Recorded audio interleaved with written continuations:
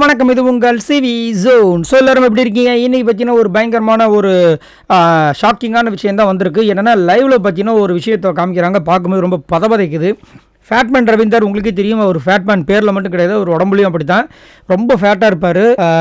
கொஞ்சம் தூரம் நடந்தாவே மூச்சு வாங்குது. அதை கன்ஃபெஷன் ரூமில் நீங்கள் உட்காந்த விதத்தை பார்த்தாவே தெரியும். ஸோ அவர் வந்துட்டு ஒரே இடத்துல தான் இருப்பார் போல இருக்குது. சமீபத்தில் கூட வந்துட்டு நம்ம சோஷியல் மீடியாவில் வந்துட்டு பிக் பாஸ் ரிவ்யூ கொடுக்கும்போது மூக்கில் வந்துட்டு அந்த ஆக்சிஜன் இதோட தான் பேசிட்டு இருந்தார். ஸோ அவ்வளோ வீக்காக தான் இருக்கார் போல இருக்குது. நேற்றுமே வந்து இந்த கேப்டன்ஷிப் டாஸ்கில் வந்துட்டு கொஞ்சம் ஓடி ஆடி பண்ணணும்னு சொல்லிட்டு ஏதோ பண்ணார்.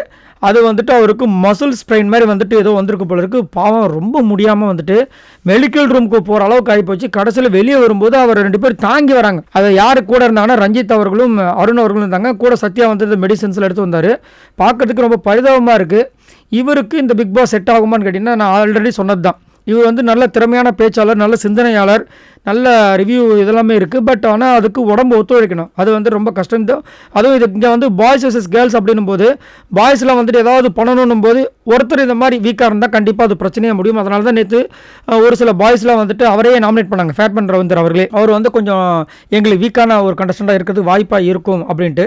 ஸோ பார்ப்போம், அவருக்கு சீக்கிரமாக வந்துட்டு குணமாகணும் அப்படின்ட்டு. ஏன்னா இந்த மாதிரி கொஞ்சம் அதிகப்படியான வெயிட் இருந்தாவே வந்து காலில் சீக்கிரமாக வந்து ஏதாவது ப்ராப்ளம் வரும். இந்த மாதிரி அடிக்கடி வந்துகிட்டே இருக்கும்.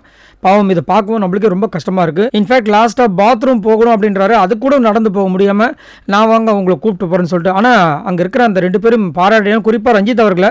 என்னதான் அவரோட இது வந்துட்டு ஒரு சில பேருக்கு வந்து நாடகம் பண்ணுற மாதிரியும் ட்ராமா பண்ணுற மாதிரியும் இருந்தாலும் அந்த நேரத்தில் உதவுறாங்க பார்த்தீங்களா, அது கண்டிப்பாக நம்ம வந்துட்டு அவருக்கு ஒரு ஹேட்ஸ் ஆஃப் சொல்லி தான் ஆகணும்.